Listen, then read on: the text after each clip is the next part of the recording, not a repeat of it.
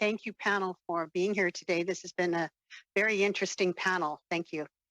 My question is for Professor Laidlaw, and it's about the realistic possibility of the enforcement of this legislation. So I worry that if Canada passes this legislation, the companies it's trying to regulate would simply move their operations offshore and then would be able to effectively ignore the regulations.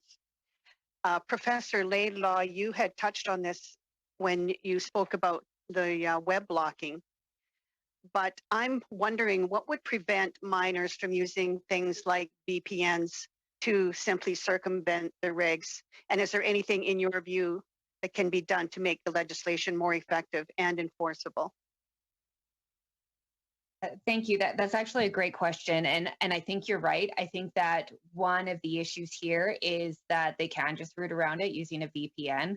And the other issue too is what it drives when, if you end up blocking, for example, a major website, then those, Canadians will, who are adults, they might go other places looking for access to pornography, for example, and to the dark web or wherever it is. So there's a lot of different issues at play. I think that one of the things that, if the goal again is you want to reduce the amount that children are exposed, you're not going to be able to perfectly enforce this either against the bad actors. What do we do?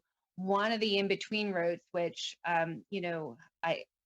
I sort of mentioned in passing earlier, is collaboration, is working with other countries, is working with different stakeholders to be able to enforce it abroad. So it's not, one option is to block, the website.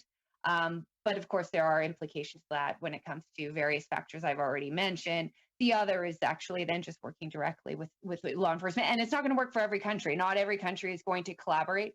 Some of these sites are based in countries that aren't as collaborative, I think I would say, and you aren't going to be able to be effective against those particular sites. So that's sort of kind of the cat and mouse game that you're dealing with here. So you could be looking at some international treaties in between different countries then, in relation to the enforcement of this kind of issue. It is, and in fact, and Brian might be able to speak to this better than me. So this is starting to go outside my area of at least where I am comfortably an expert, which is the countries that we have particular collaborations with to be able to enforce it. So I might, toss this one to Brian if this is an area that he knows as well, or knows better than me. Okay, thank you. Mr. Hurley? Yeah, no, as Emily said, you're looking at mutual assistance and mutual enforcement treaties that exist, but you're always going to have the problem of all it takes is one bad state actor and everyone just sets up home there. And that gets around all of our best intended treaties.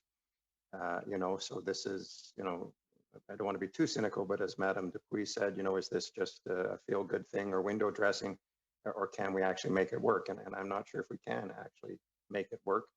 And if we're better served, funding and focusing on helping parents with net nannies and other things and the technology they need to protect their children.